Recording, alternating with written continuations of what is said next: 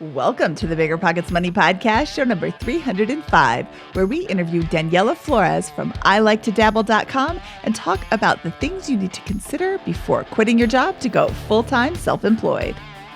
I got in therapy last year, and that was the one thing that helped me a lot, where we were talking about this, because I was like, I'm not sure if this is the right move, because my job has all these amazing benefits, but I really want to do this. I really want to do this full-time, because I feel like I'm wasting all this time, not wasting, but you use your energy throughout your workday doing these tasks, and the energy builds up for the stuff you want to work on. So then after that, I'm like, there's all these things I want to do, and I feel like I'm losing this time to something else that my heart isn't into, that I don't see a future in. And we talked about it, and she's like, I see the way you talk about your blog. And she's like, I don't see your face light up like that when you talk about your work. She's like, that's all you need to know. She's like, it sounds like you know what to do. And I was like, that's right, I do, I guess. Hello. My name is Mindy Jensen, and joining me today is David Perret from the Military Millionaire Group. David, what's going on? I'm not finding the unmute button. That's what's going on. Hey, that's my job. Apparently, because you can use the space bar to unmute, which means that I leave myself muted so there's less noise. But apparently, if you drag the Google Doc over to type and then hit the space bar, you just make a big gap in a sentence, which is what I just did instead of talking. So that's what's going on in my life. And we had an appraisal come back really high today. So that was cool. Well, nice for you. We had the exact opposite. So I wish your appraiser lived over here. David and I are here to make financial independence less scary, less just for somebody else, to introduce you to every money story, because we truly believe financial freedom is attainable for everyone, no matter when or where you're starting.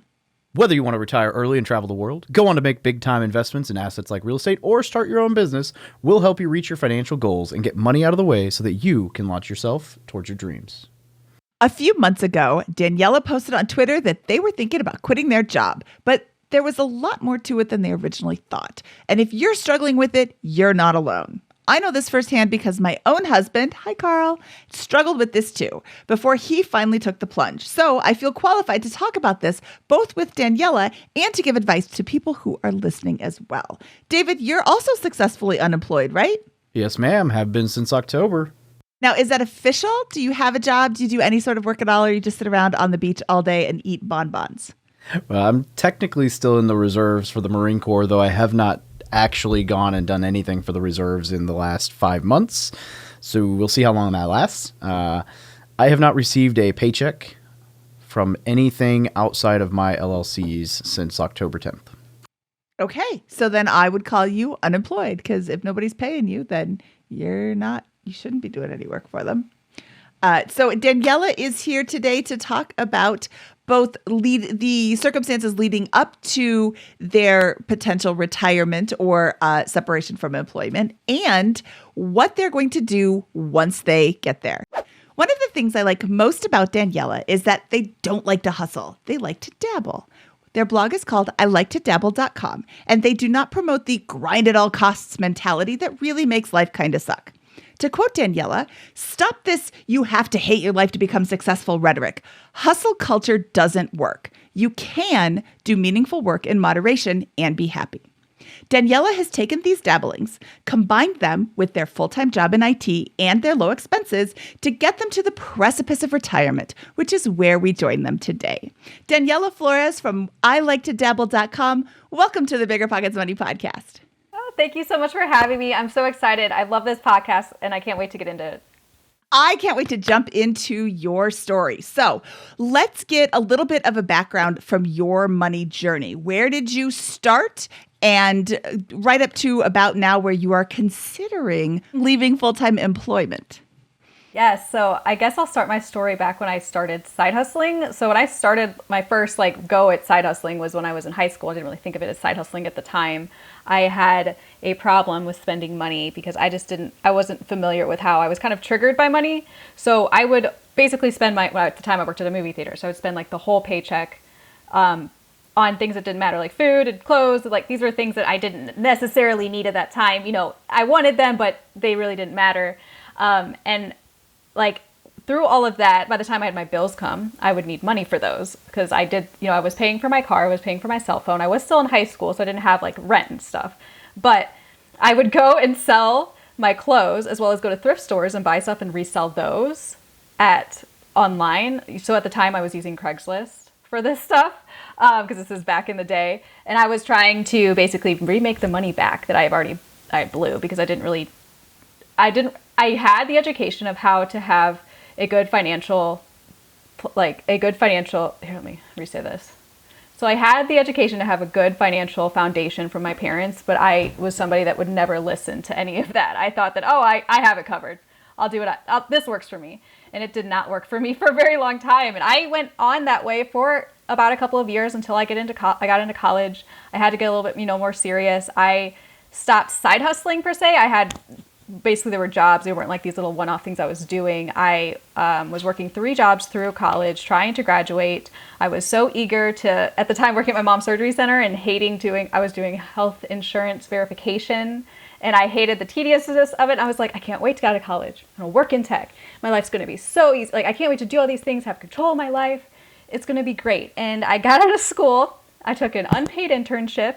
I was making $0 for those first couple weeks. I got hired on eventually at $30,000 salary. I thought that was a lot.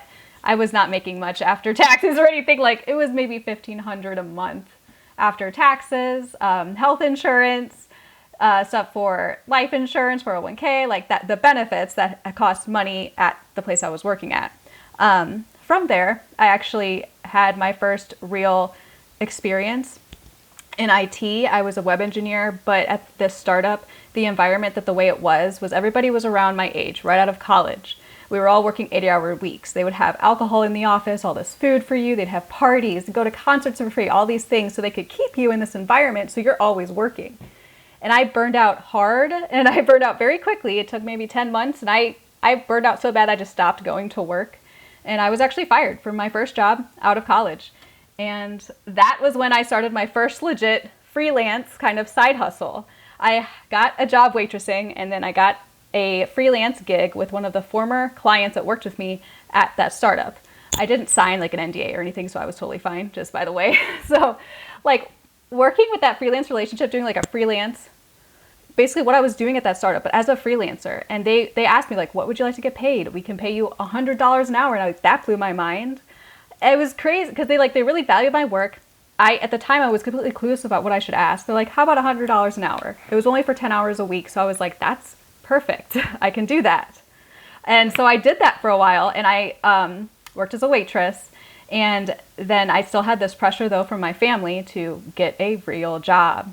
You need to get back into a real job. Like, what are you doing? You're not going anywhere. So with this kind of like mindset, my whole life is like, you go to college, you get a job, that's what you do, and then eventually you retire. You know, like there's no like really stuff in between that you think about too much, because you're thinking about all the time of like, I gotta work, I gotta make this money, I gotta like live, I guess. And it was like, at that time I was trying so hard to get another job, so I eventually got another job. And then from there I kind of moved up these different positions and did a lot of lateral moves throughout my career in tech. I did a lot of job hopping because I felt I was just stuck a lot at the other salary ranges I was in through these jobs I was taking. So I had to kind of job hop to get my salary to kind of bump up as I went. And I never really got like any of my money stuff though together during any of that. I was still like spending like I've always been spending. And it wasn't until about 2017 where we finally had to start getting our stuff together. I was having student loan, the student loan offices calling me all the time about student loan payments that needed to be made. We had credit card debt that we had to pay. And we had like car debt that we had to pay. At the time, my wife was also paying for her house because when we met, it was her house that was in her name. So I was like, okay, we need to kind of get our stuff together. And that's kind of like what actually, propelled us to basically get our money stuff together. So as a long-winded answer, I went through kind of like all of these weird events in my life that were kind of telling me like, hey, you need to get your stuff together. And eventually kind of just got it together eventually. Yay! Better Yay. late than never. Yes. Okay, so I have a few things I want to unpack from this. First, you said, I can't wait to get out of college so my real life can begin. And that is going to be the callback for later when you talk about your retirement, because I hear you saying, oh, everything's going to be great once I can quit my mom's job or quit this job with my mom where I'm verifying insurance benefits, which has to be just a horrible job. And then, then I can get this great job. And I hear that mentality from people who want to retire. Oh, once I retire, everything's going to be great.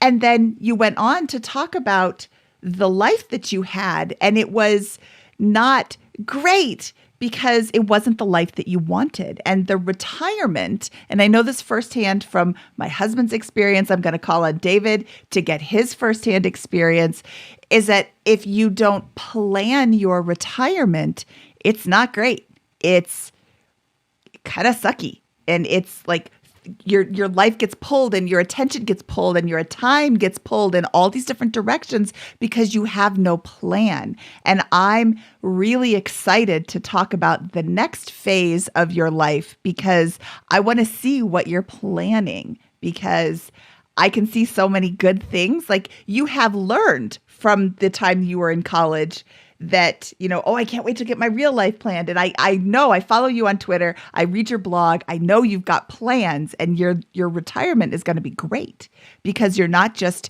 jumping into it with both feet and, hey, whatever happens, happens. Like, you have to plan things in life or life will happen to you. So I just wanted to get that out there. You also had this pressure from your family to get a real job. Everybody listening, stop pressuring people to get a real job. Whatever they want to do, if it's covering their bills, if they're not asking you for money, don't bother them. And then in one of your blog posts, you say, I am an advocate for job hopping to increase your salary within reason. I want to dive into that a little bit because I'm old and I come from an era where you don't job hop because you look flaky. And I can remember how many times my parents told me, well, you don't like this job, but you can't leave because you'll just look like a job hopper and nobody will ever want to hire you. I'm like, I have applied for so many jobs that I have gotten or been offered because I'm a good interviewer. Like, they're not going to care, but apparently they do. And now they don't, within reason. So what does within reason mean to you? So within reason, for me, I think that's more of an open thing. Like, hey, if you're job hopping every couple of months, like 2 months, 3 months, and that's all your resume looks like, I'm not going to say that that's a good idea. That's what I mean by it. What's in reason. Okay. So job hopping for me, if the job isn't working out for you, whatever it is, however long you're there though, leave. Find whatever way you can to leave that job and find a better job. But if you're doing job hopping to just raise your salary, don't do that. Like, here, I'm going to job hop 10 different jobs and get a $500K salary. It's like, what are your goals though with that? So let's get to where we are today. You are considering leaving your job, but there's a lot of things to consider, not just, okay, I quit, bye, I'm done. And I liked your most recent article on acorns.com. Is it acorns.com or grow.acorns.com? I think it's grow.acorns.com. It's the CNBC Acorns, I guess, publication partnership that they have. Yeah, it was hack your job to earn more money. And step number 1, you negotiated for full-time remote work. I love this tip from you. During the pandemic, I made sure to negotiate for this because I knew we would be asked to come back to the office eventually, and we wanted to move to another state. So you negotiated before anybody else was asking to stay home full-time. You're there right at the beginning of the pandemic. Talk about that. Let's talk about how you negotiated this, because this is not just, hey, I want to work from remote forever. Right. Oh, absolutely. So I first want to say like a preface here. So as somebody who works in tech, it is a lot easier for me to negotiate remote work than it is for somebody who is like a teacher, per se. I just want to say that for anybody listening. So negotiating remote work for me was something that I had a lot of actual experience with. So with the kind of positions I've had throughout my career, I've always worked remote in some capacity. It's either been a hybrid remote relationship where it's at least like 1 day remote to as much as being full-time remote. The last 3 jobs that I've had, I've been a full-time remote worker. So I kind of knew already what they were looking for in a full-time remote worker when it came up to, we were all sent home during the pandemic, and I was like, yes, I'm back in the full-time remote role again. I want to stay here because when I worked so where I work currently, when I was originally hired, they had told me that I would eventually have the chance to become full-time remote. But at the time, their policy was hybrid. So I was actually going into the office before the pandemic about 2 days a week. So once we were home full-time, we wanted to make our move happen because with the client, with the way everything was at that time, we thought it's either now or never. We got to move now. We just got to make it happen. So my wife was looking for jobs in the area we wanted to move to, and I was doing kind of the data analysis on my side with my job, looking around at the different programs and kind of, because there were already people that worked full-time remote in other locations that have always been doing it that way, because they had like little jobs, not little jobs, but they had like positions that were open as like remote only. Because it was a global company, this company has offices all over the world. So they already had groups that were working remote. They had people that were working remote. And so I looked around first to kind of look at that. So kind of like the climate of the company is like, how are they going to receive it if I ask it? So I did that. And then I used our ticketing system. So the way that we do our work, everything's tracked in tickets. And there's all these different types of tickets. So I can actually pull my own metrics of how I work and how much I get done, which is the same stuff that I use every year in our reviews. And I'm going to go through all the stuff that I do. And then I showed them all the extra stuff I was able to do by working full-time remote since the pandemic. And I also showed that it was like this push of, they kind of made it that way though anyway. They made it when they send everybody home, the expectations increased like crazy. If anyone's listening and they work in tech, they probably understand what I'm talking about, because now there are things in tech that weren't there before. There are like measurements that they measure how you're working. They measure the tickets that you're doing. They measure the data that's in your tickets. They have these KPIs now that are set up to actually have people lose their jobs, which is kind of a whole nother conversation. But it's like, I kind of presented all this to them and I was like, look, the job is already basically demanding me to be remote. My wife and I are preparing to move to Washington State. And then I kind of presented all the information. I talked with my manager and he was like, I'm okay with it. We just have to go to legal and, maybe sign some stuff. But it was like that also personal relationship I have with my manager, and the way that he said I was always present. I was never able, I wasn't somebody he had to try to chase down. He said I always did my work. He never had a doubt of me being full-time remote if anything would change. He's like, you kind of been hybrid remote anyway. I know how you work remote. I don't think anything's going to change. We just have to see how the company can legally do that. I think there's a lot of people out there who hate their job. And, if I could just work from home, it'll be great. But if you go to work and you hate your job, it oozes out of you that you hate your job. It oozes out of you that you're a miserable person. And then you're like, hey, I want to work remote. And your boss is like, why would I let you work remote? You don't get anything done at the office. Why would I let you go home and do even less at home? Like, you presented yourself as, I'm very good at working remote because here's my past work experience. I'm already getting more stuff done because I'm already working remote. Look at how great I am already. It should be very easy for you to allow me to work remote. And I mean, being a good employee is going to get you the most benefits from your job. And if it's not, then, that's a different conversation. You do need to quit your job if your company isn't appreciating you, but you have to be somebody that the company wants to keep. They're not going to bend over backwards to keep a crappy employee. So I love this tip that I went through the tickets. I don't want to offend you and call you a big data nerd, but I am a data nerd, so good. That's a term of endearment on this show. I bet you have spreadsheets too. Oh yes, I love spreadsheets. This is something like Tim Ferriss kind of talks about this in the 4-Hour Workweek, right? Like the idea of being able to show that you were more, like, test out a day at home and then show you were more productive that day and whatever. Where was the company physically located at before you went remote? So the IT headquarters in our specific region was in St. Louis, Missouri.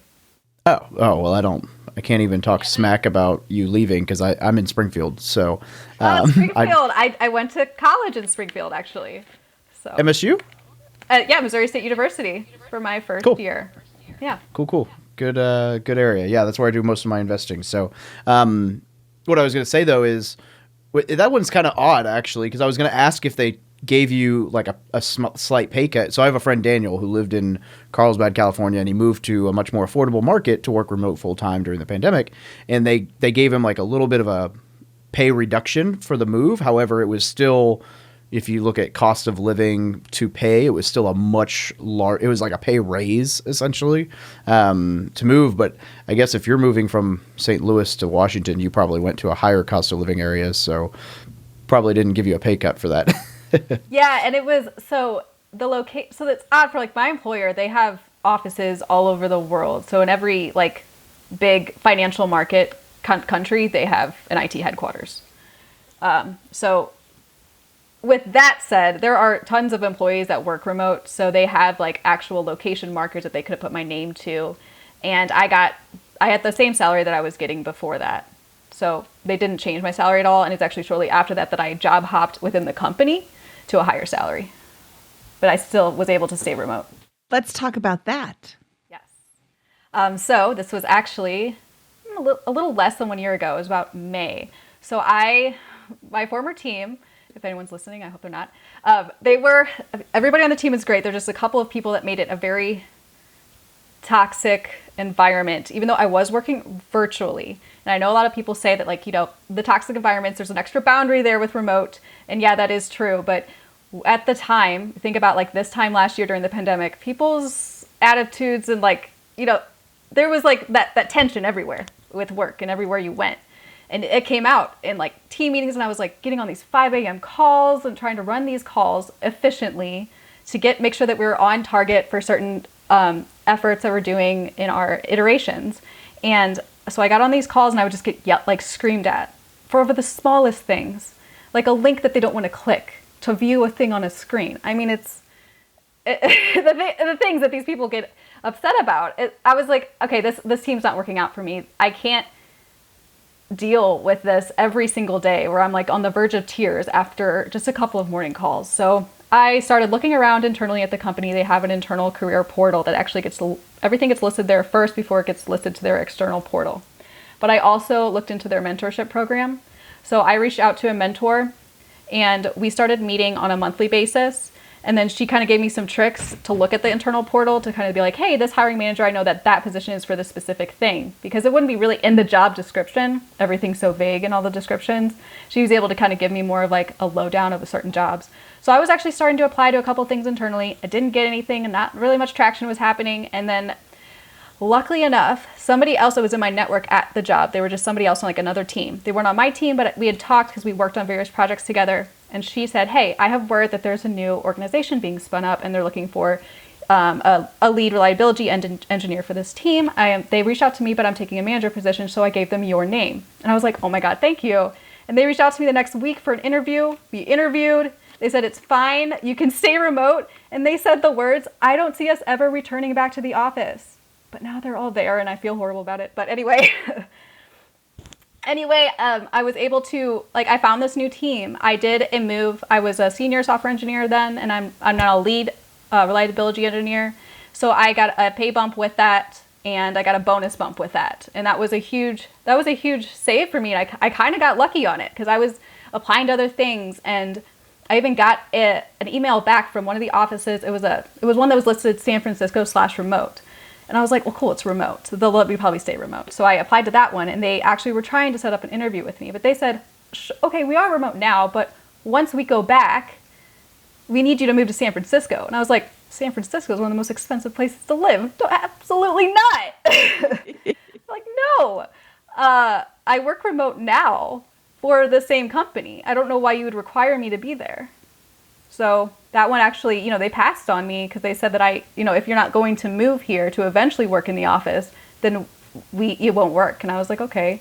And then that next week I got, that came through with my friend on the other team. So that was pretty cool.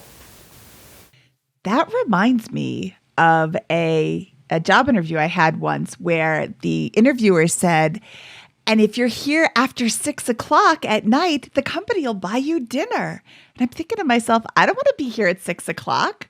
Why are you acting all excited? I can make my own dinner at home. I don't want to work till 6 o'clock at night. And they would also buy you a cab home. I'm like, the train's $1.50. I'll just take the train. Thank you. Because I don't want to be there so late. They make it sound like it's so great. Oh, well, we're remote now.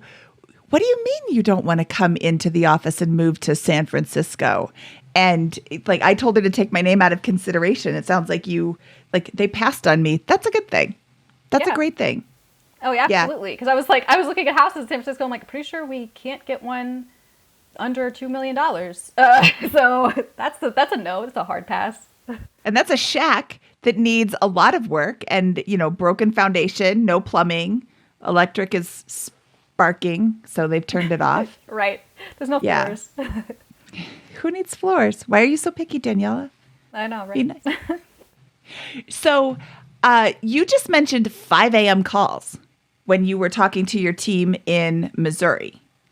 Yes. That's not cool. No, it's not cool. So the nature of that team at the time, since we were in an external customer facing application, so these are people using like rewards on their credit cards. We were an external facing application, but we worked with various teams in different regions, which a lot of the teams at that company are structured that way, where you have a program, which is like your group of teams. And in that program, you have all the regions, and you all kind of have to find a way to connect when time zones never match. And I was the one who got the not the best end of the stick on that one. It also was it was a very male dominated team. Well, I was the only woman. I was only like female present at the time. I identified as a woman. Now, I mean, to people, I'm female presenting. As you look at me, it's you think of female. But at my team, the only other person who was a woman she was part-time, and she was very good to work with. It was like I kept getting. I wonder if any women in tech are listening to me right now, but they might often feel like they're being stuffed into secretary tasks or administrative tasks as someone in tech, and that often happens on teams like that. And I was someone who is often shoved in these things to run meetings. Like, hey, Daniella, you want to run this morning meeting? Oh, they like to work with you. You'll be great for it. And I was like, well, sure. I should have said no. And I say no now. Now I say no. Yeah. So here's the question: did 5 a.m. call equate to 2 hour earlier being done, or was it like in addition to your normal work hours, you're going to be on the phone at 5? Well, I was able to get off earlier, as long as nobody sent me an instant message on Slack right at last minute that they need me to fix some, life-shattering issue. And then, that slashes their evening. I'm the weirdo who would have loved that. Like, oh, you mean I can wake up early, but I get to be off at 3 p.m. every day? Yes. Sold. Right. Yeah, that is the good thing. I do get off earlier. So even now I don't start that early. I start at 6 and I get off at 2, which is perfect. Yeah, but still, 5 a.m., I'm assuming, and maybe I'm just being too American, but I'm assuming that you're working with people in America on your team. So you've still got, even if it's Pacific and Eastern time, there's a large chunk of time that you can still find in the middle of the day to not have to get up at 5 o'clock in the morning for some stupid meeting that probably could have been an email. I should clarify that when I say regions, I mean global regions. So we were on the morning calls are usually with India. So Pune, our Pune team. So that's a big part of all the teams are those teams over in the Asia Pacific region. Oh, okay. Okay. Yeah, maybe that's just me being American. Everything centers around us. I know, right? I'm always thinking that my time zone is the one. It is, except it's my time zone that is the one. Yes. Mountain. And I'll even send emails to people that I know were in different time zones. I'm like, can you do this at 10 o'clock? And then they call me at 10 o'clock their time. They're like, hey, where are you? I'm like, it's 8 o'clock. What are you talking about? Yeah, I know. And the funny thing, though, and it would almost make it easier if you always spoke in your time zone. But Mindy's actually pretty good about remembering what time zone you're in and sending it in your time zone every now and then. So then it throws me for a loop when she doesn't. And I'm like totally lost. I'm like, oh my goodness. Now I'm super confused because normally, yeah. I try to put it in all caps to try to bring it up. This is Mountain time zone. But, sometimes I forget. I'm like, ooh, I feel bad. But yeah, Mountain's okay. a good one. I know that one. It's only an hour after me, so. Yeah. Let's talk about this next tip you have. I made sure to prioritize my time. I love these next two pieces that you have. I stopped saying yes to everything. I started denying meetings that would be emails. Oh, if only we all had that power. And especially denying all meetings outside of my working hours. Yes. So when I first started in tech, and even up until like a couple of years ago, I would say yes to everything because I was anxious that if I didn't say yes, I wouldn't be seen as somebody who is performing well, because there's expectations that they set, but always you feel like you have to go above those to feel like you're even being adequate. It's obviously that's not true, but I figured out that me wanting to be available for everything and wanting to do everything was only hurting me, not helping me. So I stopped saying yes and I started saying no, and I found out it was like, it's not that bad to say no. People really don't care. It's okay. So that was nice. I mean, sometimes occasionally you get that person who they really, really want to have that meeting. It's really necessary. And all you have to do is, I mean, what I did a lot of times is like, what are your questions that you want to address on this email? And then they'll tell me the questions and I'll send them their answers or send them the resources that they need. And it's like, there you go. That's all you needed to do. But now the number one thing that's helping me the most is because people will load up my calendar with meetings if they see slots, because that's how everybody schedules meetings, I guess, through Slack, is that they want to see like, oh, what your open slots are. They don't really ask anymore. So I've been time blocking the things that I need to do throughout the week at work. So I make sure that those are actually taken up too, because it's like, all right, I know I have a bunch of reports I have to run for month end kind of data stuff. So I have to block like this many hours on this day to do this. And so if I do that, that makes sure that I don't have all these meetings coming in and taking up my time. So then I have to push this work to, whenever else it can get done. Because I don't want to do it on off hours. That's a no. I'm not going to be working on off hours. And I want to get my time done when I want to get it done. I mean, my work done when I want to get it done. Yeah, during work hours, because yes. Especially as a working at home person, it's so easy I quit at 5:00. But now it's 6:30 and I'm still sitting in front of my computer because I just have one more thing to do. I mean, in IT, in tech, in almost everything, there's always something else you can do. I am very fortunate that when I started at BiggerPockets, I think Brandon sat me down and said, Josh will always give you 150 more hours of work than you can do. And he knows it. So do what you can and then stop at the end of the day and start the next day. There's always more work than you can do. And I was like, it was like week 1 that he said that. And I'm so glad that he did, because I would have felt overwhelmed with all the work. It's an online website where there's people who can come in and talk any day. And I was in charge of the forums. So anytime, day or night, there's somebody posting there. So I could have literally been online all day, every day, and never slept and never ate and never saw my family and just trying to keep up and like frantically. And of course, that's not sustainable. And I would have to sleep and eat and whatever. But like, you can work 18 hours a day if you want. Don't want that, because that's not a fun life. Oh, no, not fun at all. And I guess a lot of people, for the folks that had the experience of going home to work remote, you might have realized that there was like an influx of meetings. Like, I feel like when I went home remote, it was like all my days are just, people are trying to create all these meetings. And my dad works in tech too. And we were talking about this because he's like, I feel like all I'm doing all day is in meetings. I can't do my work.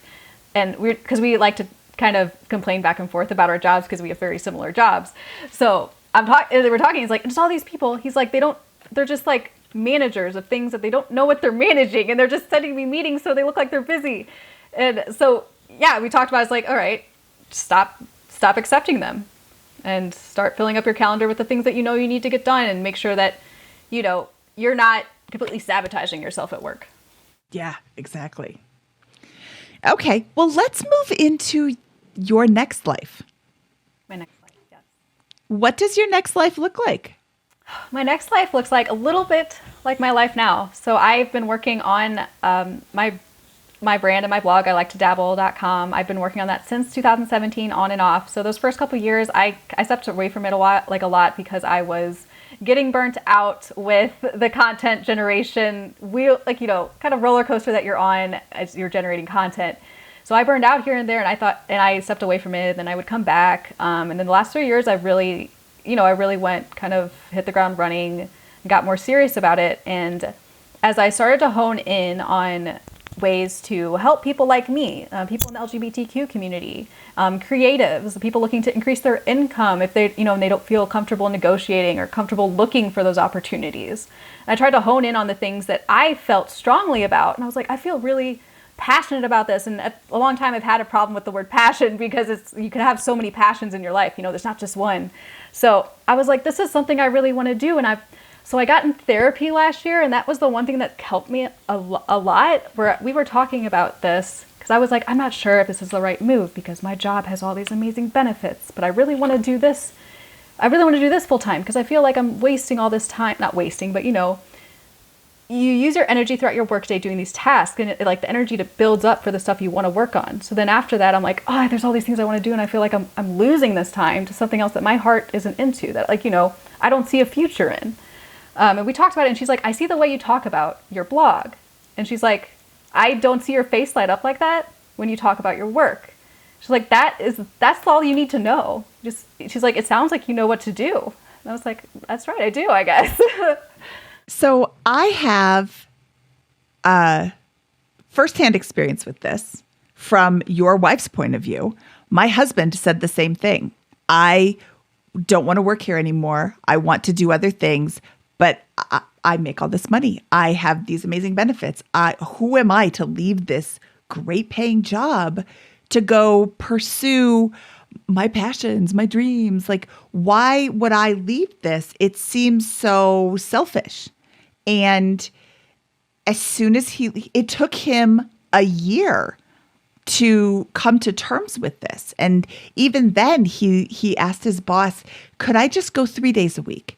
And his boss, and even that was like, oh, I should ask him, but I don't want to. And what if he says no? And then he finally asked, and his boss was like, yeah, I don't care.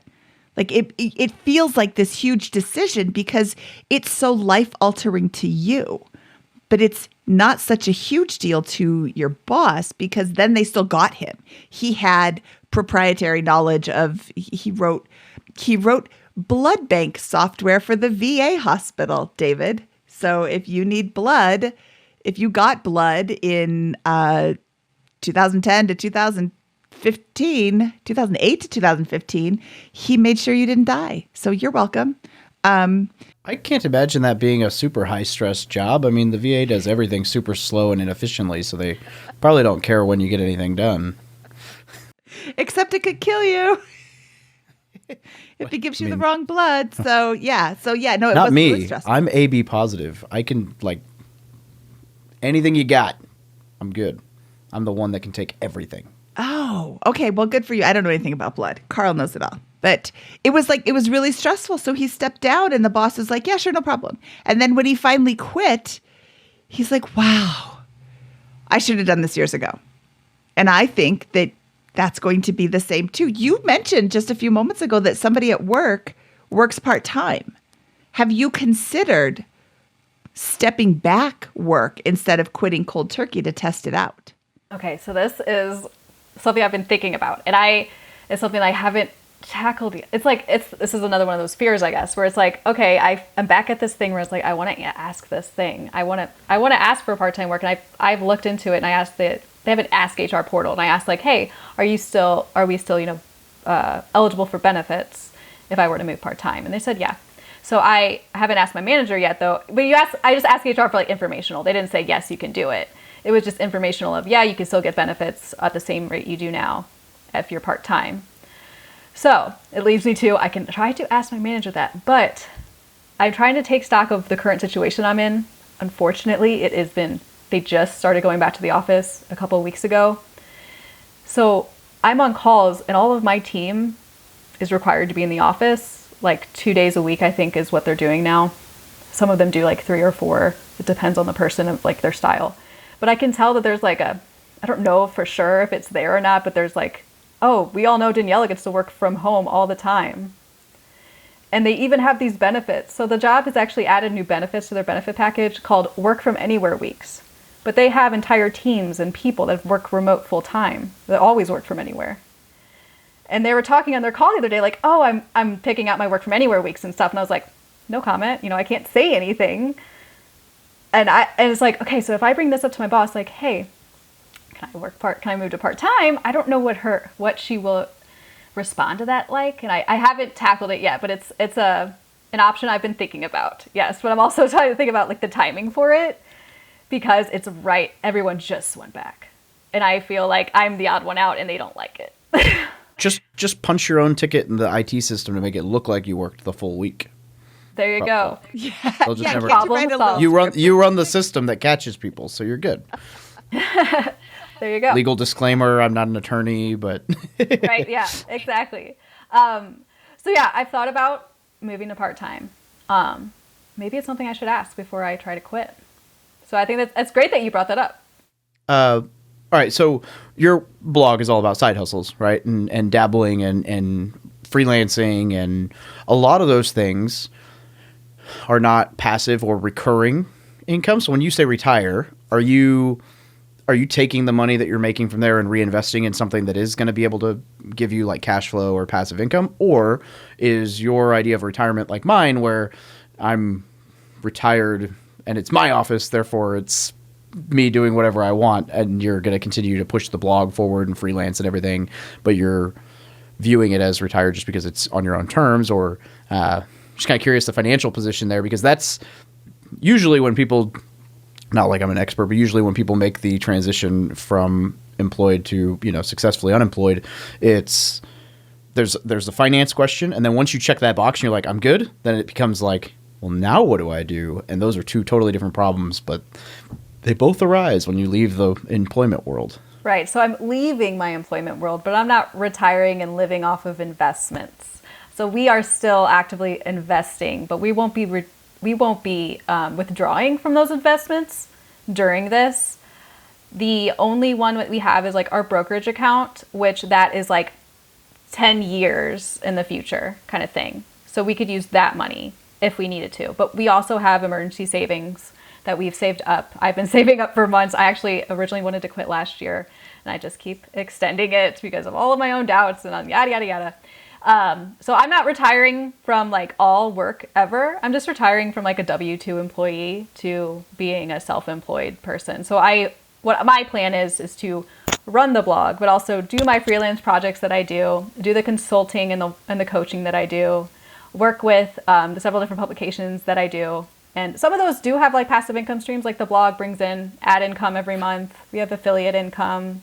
Some digital products that, planned around those launches will have passive income come in as, and we're also trying to work to build up systems to make sure that I can kind of automate a little bit more of that and guarantee a little bit more of recurring income as we continue to save more and prepare for me to make the switch.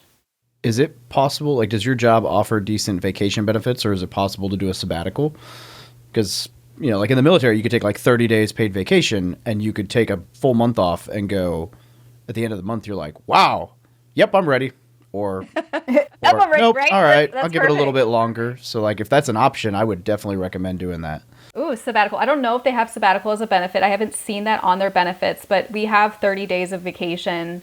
I've already been using vacation this year like crazy because I know that I want to use them all up. We still get paid out though for any that we don't use, but I've been using them way more this year, like in the beginning of the year, because usually I have it from like the summer offloaded to like the end of the year. This year, everything's been offloaded to the beginning of the year because I want to leave. But I've been taking a little bit too much vacation lately, which actually there is no such thing as too much vacation. So. No, I mean, that was exactly what I was going to suggest, is take as much as you have. Like, if you have 30 days on the book, take 30 days and don't think about work at all and pretend you're retired. And then by the end of that time period, you'll probably know if you're actually ready or not. Yeah. So that's what I did that kind of a month. My mom and I went to Napa, California. And I was like, that I even talked to her about it because my parents were the number one, like not the number one, but one of those people in the back of my head being like, the real job, you can't leave it. What about your 401k match? Blah, blah, blah.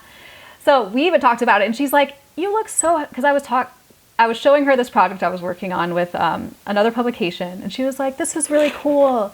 And she was like really engaged in it. And she's never been engaged in like the stuff that I do because it's tech. And she was in nursing and administration, hospital administration for a while. So she didn't, she doesn't really like vibe with all the tech stuff. So I was like talking about it. She's like, you look so excited when you talk about this stuff. Like, I've never seen you talk about your work like that. And just like, I keep hearing this from other people. And I was like, yes, I love it. I was like, and I want to do this full time. I know, and she's like, right away, you want to quit or you want to quit like down the road? And I was like, well, I kind of want to quit like this year. And she's like, well, I mean, you enjoy it. So I was like, well, I didn't expect you to say that, but okay.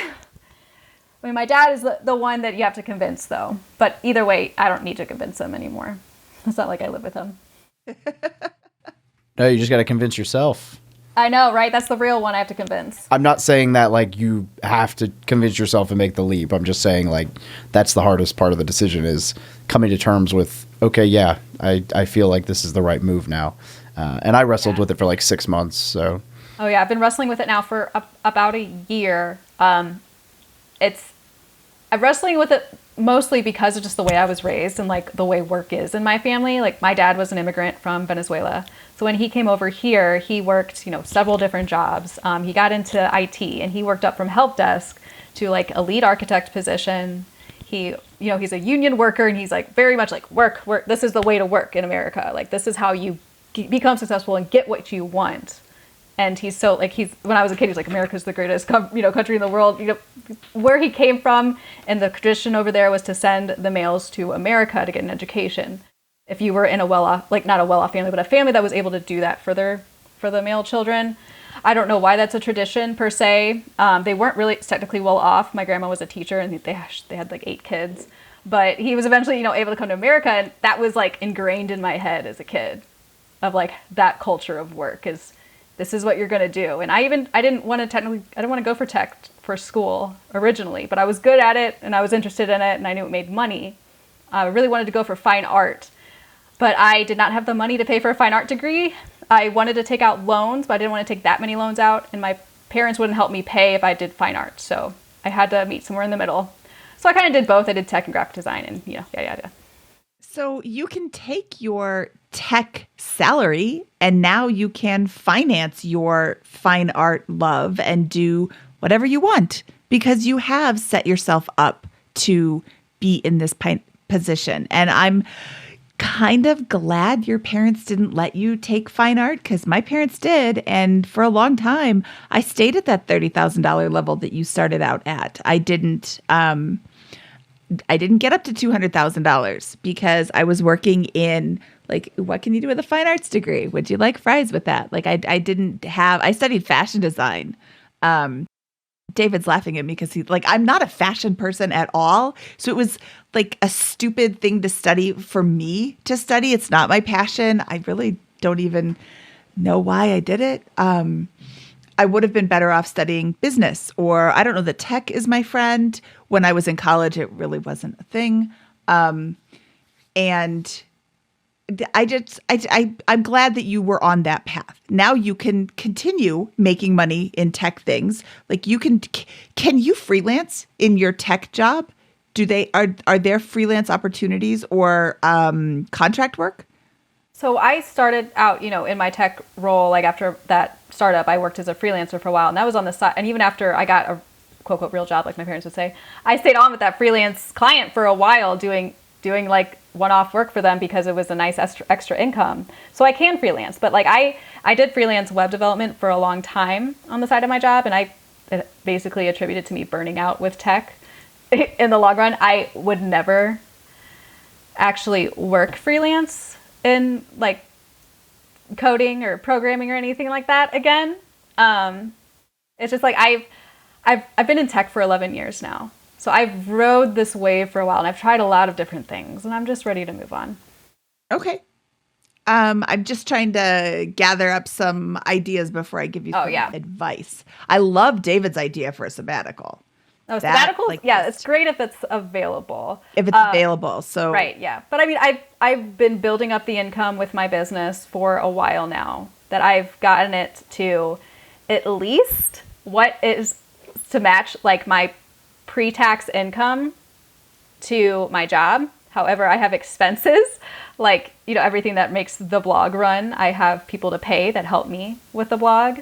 I have to pay taxes with that money. I have to pay my own health insurance with that money. I won't be able to get a match anymore. Like all those things go into this whole decision. That's what's really holding me back is because it's like, okay, these expenses are going to increase a lot. Okay. So can you get health insurance through your wife? Yes. Health insurance through my wife is more than our mortgage. Oh, awesome. Welcome to America, the greatest country in the world. We have amazing health insurance. Right? Okay. So then maybe not that one. So we're That was my somebody, thing. we're a family that we use our health insurance a lot. There are certain healthcare needs that we have to see a doctor like every month, and there's a lot of prescriptions that that we get. So we have to opt for her private healthcare that's through her employer, because there's nothing on the marketplace that meets our needs. We don't want to buy health insurance that's like not going to cover anything. So this is the only option that we have. You know, people have gone back and forth trying to give me all these options for health insurance, and I was like, can someone give me an option that makes sense? Jeez. Move to another country? Exactly, right?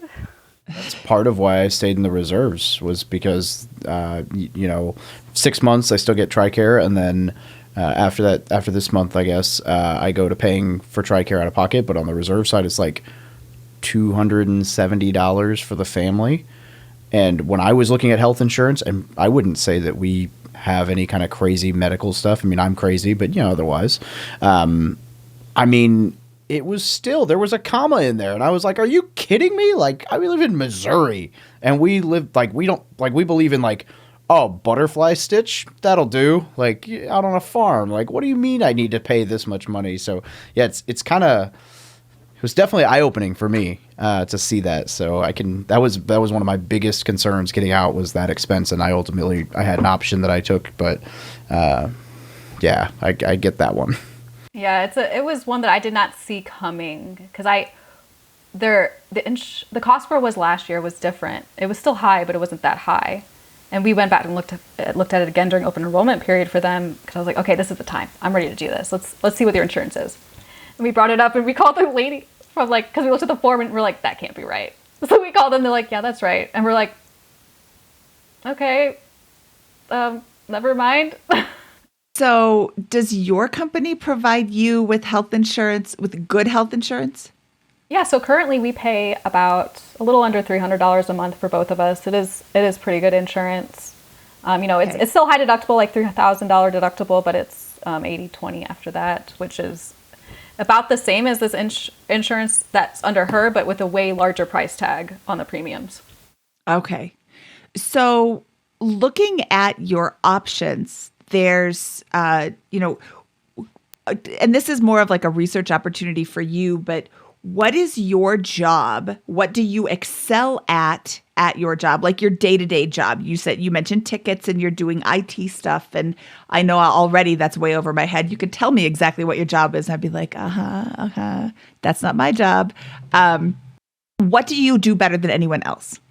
What do you enjoy doing about your job? What would you spend your part-time time doing? So just like you went to your boss and said, here's all of the data about how I used to be a remote person, and this is all the stuff I did. How can you present to your boss a good pitch for allowing you to be part-time? Look, I do all the stuff that everybody else hates, or look at all the stuff that I'm so good at that nobody else knows how to do, or like whatever it is that you're doing, how can you pitch it that it's in their best interest to let you stay on part-time with these amazing benefits so that you can work on your side stuff, but you still have the benefits. So you take that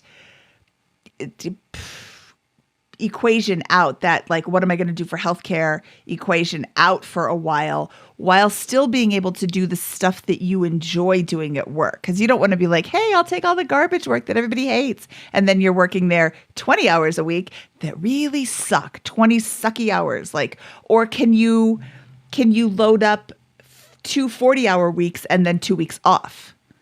Or, there's a part-time is whatever you make it. They just have to say yes. You can like cobble together whatever it is that you can do. It's like, what is it that you're great at that you can solve a problem for them? Do you know what I mean? Like, yeah, no, this is like an angle I've never thought of before with asking for part-time. What I thought about kind of is like, I thought originally, like if I was going to pitch this to my manager is, okay, I do this currently.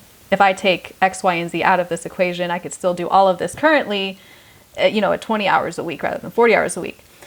So I originally was thinking of ways like, okay, we spend a lot of time hand-holding people that are higher up at the company through like So we also like support, like our team supports this like reporting council and stuff that they use to like retrieve a lot of their data metrics that they use for their things.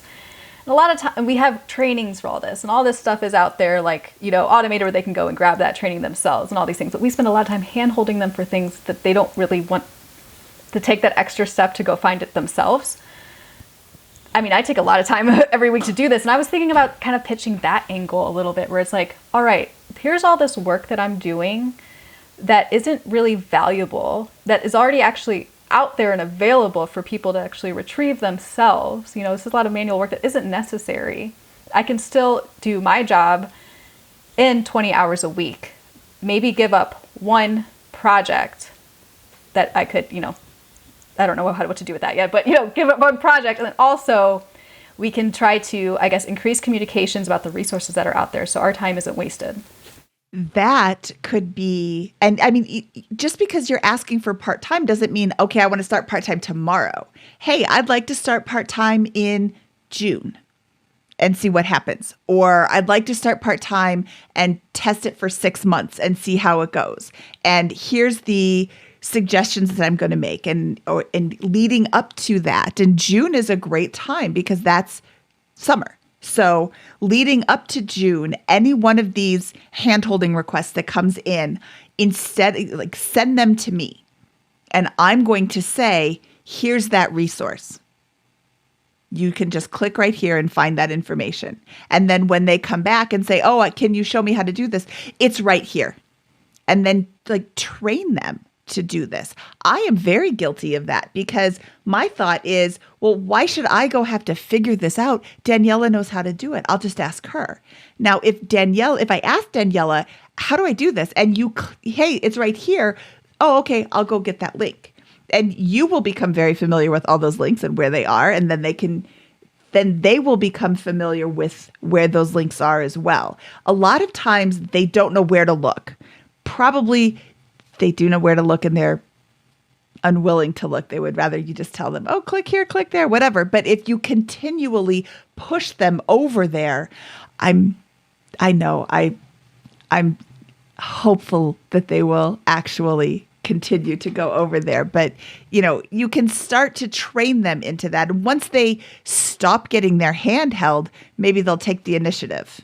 Right. Yeah. And that's kind of already been in place. You know, those little practices that we put in place to reiterate things to people. Yeah, we've been doing that for a while. But yeah, I mean, that's a great point that you kind of put to maybe look at part-time and ways that I could, you know, talk to my manager about ways that we could do that, which I need to put more thought into, kind of figuring how that would look like. Yeah, and what's her big pain point? Right. Does she have a big pain point? What problem can you solve for her? Does nobody ever do tickets on Friday afternoons? Then you can make sure you're working on Friday afternoons. Or everyone's always doing tickets, unfortunately, because it's global. It's like the worst thing about working at a global company is that there's no 9 to 5 office hours. It's 24/7. Okay, well, that's not a helpful hint then. Yeah, but it does, you know, highlight a pain point of hers is that she doesn't want to be available on the other time zones. Neither do I really, though. The only one that I would maybe be available for is or Australia, which is like this, like right now, would probably be when they were getting online. But, you know, like stuff like that. I could probably think of stuff like that where like, okay, what are her pain points with our partner teams that we work with? Maybe I can take off some of that from her plate. But I don't know how to structure that with the work that I'm already doing. Like how would she receive it? Like, okay, if you want to move to part-time, what things do you need to move off your plate? And I can't give that to anyone else. Like, would I have to hire somebody else? I don't know how that part of the conversation would go. If you're not holding somebody's hand, you can do your 20 hours and still get it all done. Then she takes the hand holding off of your plate. Who's going to do that? That could be more evenly distributed throughout the team. Yeah, it could be. Right now they're in the way that they resource stuff. They try to, whatever they can is like try to like not hire anybody new. They want to, you know, they try to like maximize productivity. Like I guess a lot of companies do, obviously, but there are things that I do. There's like projects that I could be doing, but I can't do because I don't have room for them on my plate. And I've said like, oh, I can't do that. They don't have like the capacity for that. So there's actually projects out there that I can't do because I'm already doing too much though. So I don't know how that I can transfer that to 20 hours and have her be like, oh, that's a good idea. Okay, so research opportunity. But but I can definitely, I'm going to research it though and see like how maybe other people have approached this conversation in a similar environment. So that gives me a good idea. And then if she says, no, you can't go part-time at all, you would leave. Would that change her mind? Oh. Sometimes that changes minds when you're like, hey, I would really like to go part-time. No. Well, here's what I'm proposing. No. Okay, well, here's my 2-week notice. Oh, wait, let's talk. But sometimes that doesn't happen. And sometimes here's my 2-week notice. Oh, well, we'll miss you.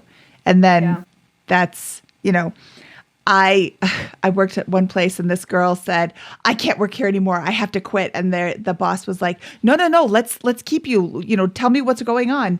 And then a couple of weeks later, she was having a bad day. She's like, I can't work here anymore. I have to quit. And they're like, okay, bye.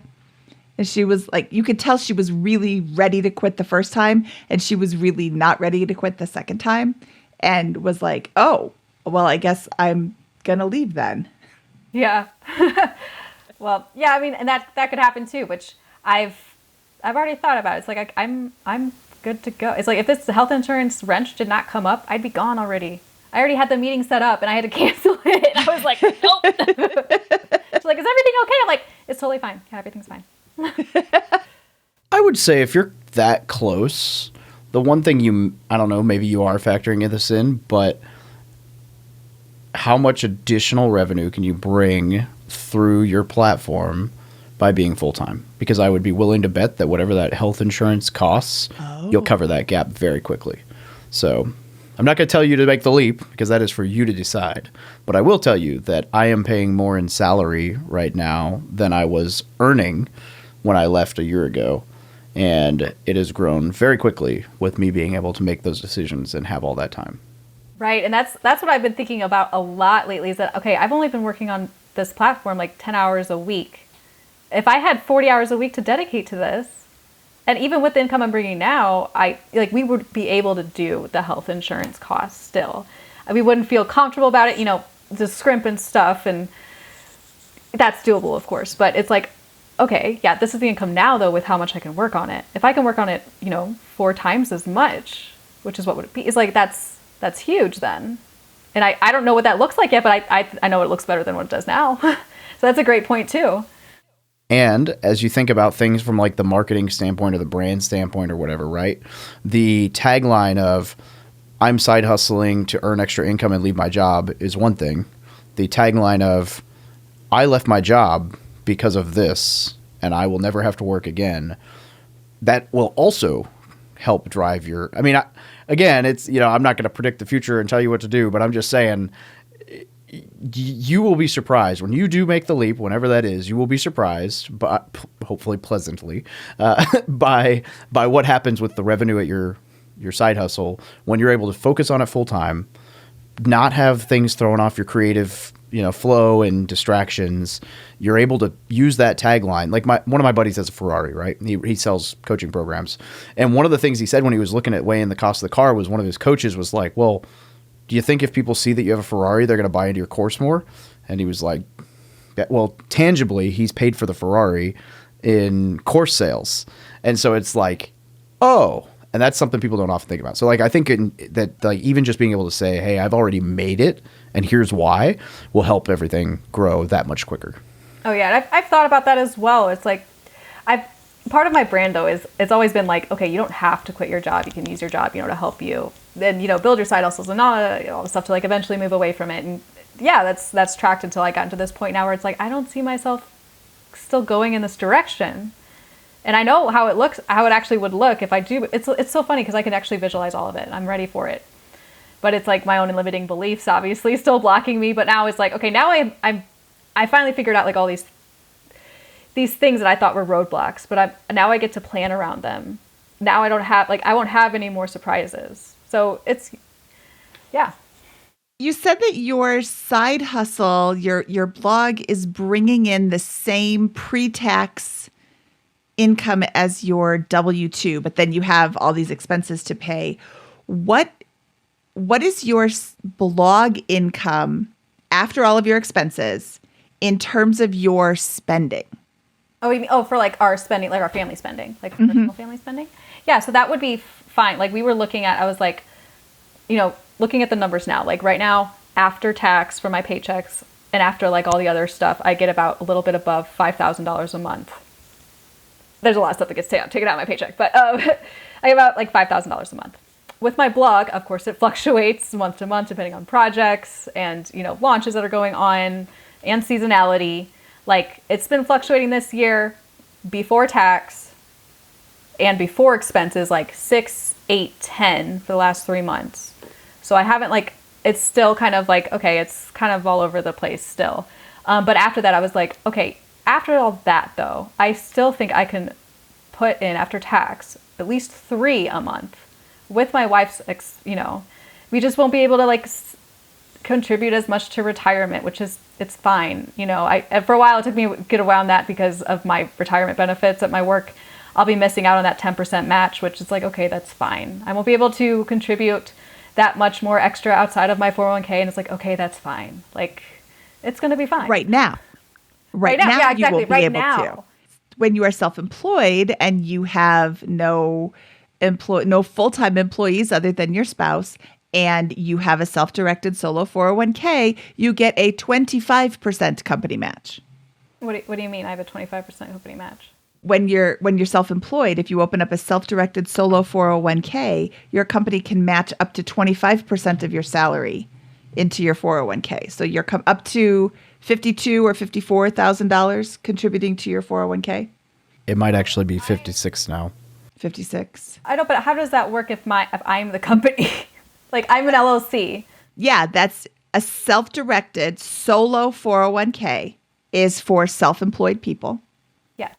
You open up your 401k. You personally can contribute. This year it's $20,500, and your company can match your salary as contributions to your 401k up to 25% of your salary. So your personal LLC can match in there. And I'm not a CPA. I'm just telling you this is another research opportunity. My company matches. So first 20,500 automatically goes into my 401k. And then 25% of that is $5,000. So now I have $25,000 in my 401k, all legally because or 26,000. And then I'll be over 50 this year. So I'll get the over 50 bonus.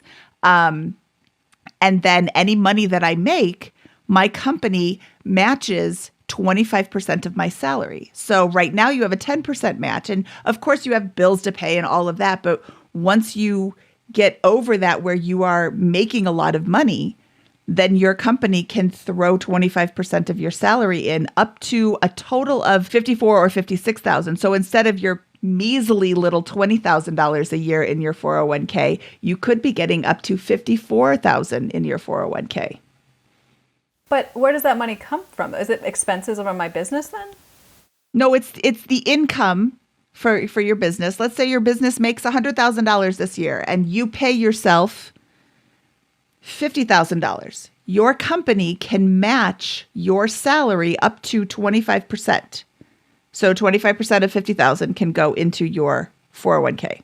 Okay, I understand that. And I understand how it works like when I work for a company and they match it. I thought it comes out of their pocket. But it's my company that I have and it's my LLC and I'm contributing to this solo 401k, It's like an expense for the company. Oh, so it's that's what I was asking. Yeah, so it's an expense. Yeah. Okay. Yes. It would basically be like you paying yourself $50,000 to take a salary from your company and then paying your solo 401k $12,500 as the 25% match. And then the company, the LLC, that $12,500 is not income because it's, whatever, or however that all plays out. But like you're basically paying yourself an extra $12,500. It's just going into the 401k instead of your pocket. Yes. Okay. Yeah. Okay. I did kind of know this. I just never knew. Like I just never looked into how that would match. But now I get it. So it's never going to be income because it's going into that that solo 401k. Yeah, so definitely talk to a CPA. Neither of us are CPAs. Obviously, yeah, I'll talk to my CPA. Talk to somebody who knows what they're talking about. But yeah, there are ways for self-employed people to save for retirement. You're just not able to save for retirement right this minute, like as soon as you quit your job. But as soon as you quit your job, you can dabble a little bit more in these side hustles that you enjoy and make money and bring you more joy. Yeah, and have the time to look into these things to set up like a solo 401k and talk to my accountant about how to do that, because that actually changes my mindset a little bit around all of this. I think the bottom line is you don't have to make a decision right now. What are you going to do? Like, you can take the time. You have a job that you like. It sounds like you enjoy what you're doing. You're just ready for the next step. So take the time to really explore the options that you're going to go to, the options that you have, and the choices that you have, and really choose the right adventure for you. Talk to your wife. Look at what she's got. Look at what you've got. Look at, like, her insurance is terrible. Does she want to quit her job? How will... No, she doesn't want to quit her job. She has a really good job. It's a good job, and she enjoys it. I don't like the word stable, but that's like a stable position that can help support you while you are doing this side job, which can, be the reason, the stability that you need to take the leap. And like, what's the worst that can happen? Right. I mean, the worst that happen, there's nothing really that bad that could happen. It doesn't mean that I can, like, at first when I was like, okay, I'm going to quit my job, it's like, quit your job. I never thought, it's like, okay, when you quit your job, you can always go back and do something else if you want to. It's not like you're stuck doing this thing. It's like, I could do whatever I want with my life. I'm not tied to this job. Yeah, you've been in tech for 11 years. Given that you're in the IT field, going back and saying, well, yeah, hey, it's not that I've been unemployed. I've just been working on this project. Right. Yeah, I was employed at this company, and now I'm going to this company. Yeah, and there wouldn't be a gap on my resume anyway, because I include my business on my resume. There you go. Perfect. If I ever create a resume, I'll do that. That's cool. Never thought of that. I don't think I'll ever have a resume, but Yeah, you don't need one, but if you ever do create one. Hopefully you will never need one either. You'll be fine, Daniella. Yeah, I'll be fine. I mean, we had a good plan. We still have a good plan. It's just, I'm not on anyone else's timeline but my own, which is kind of like, sometimes I feel the pressure where it's like, who's making me, like, who's urging me to do this stuff so quickly? Nobody, just me in my head. It's like, I could, take some time. But your head can be it's such a bad place to be, because you just get these thoughts and they cycle back and forth, and you're like, I can't see outside of this. I get it. Yeah. I hear you. Okay, Daniella, is there anything else you want to share with our listeners before we let you go today? Nothing besides, don't let anyone tell you your job isn't a real job. Yes. If it makes you money, it's a real job. If you enjoy it. What is that? If you enjoy it, you'll never work a day in your life. Whatever, get paid too. Okay, she is Daniella from iliketodabble.com. Daniella, where can people find out more about you? You can find out more about me on my website, iliketodabble.com. You can take the free side hustle quiz, or anywhere online on social media as I Like to Dabble, and I Like to Dabble blog on Instagram. Awesome. Thank you so much for your time today, Daniella, and we'll talk to you soon. Thank you. Talk to you soon. All right, David, that was Daniella from I Like to Dabble. What'd you think of the show today? That was good. I think they're absolutely prepped to leave the corporate world, and eventually when they realize it, it's all going to work out for them. I really liked your suggestion of the sabbatical. I liked some of the ideas we had for maybe stepping down to part-time, or maybe, cobbling together something that could really work out. I really like the idea that you had that, once you separate from full-time employment, you are going to see your side job, your side hustle, your dabble money increase, because you have more time to focus on it. You have more time to spend on it. And you're like, what did you say? Your creative flow isn't broken up halfway through the day and, I got to go fix this ticket, So I'm super excited for everything in Daniella's future. And I really know that they're going to just crush it. Yeah, absolutely. Going to be totally successful. It's not a comfortable leap, but if you're financially ready, which it feels like they are, then once you make the leap, it's just a matter of overcoming that fear, that doubt, the imposter syndrome, and making it happen. I completely agree. And I have firsthand experience with that. And it's absolutely right. Now my husband's like, oh, I have too much stuff to do. I can't believe I ever had time to work. And he's happier than he ever was working. So I'm very excited for Daniella's possibilities. And the future is wide open. Okay, David, should we get out of here? Absolutely. From episode 305 of the BiggerPockets Money Podcast, he is David Perret, and I am Mindy Jensen saying, can't say, Blue Jay.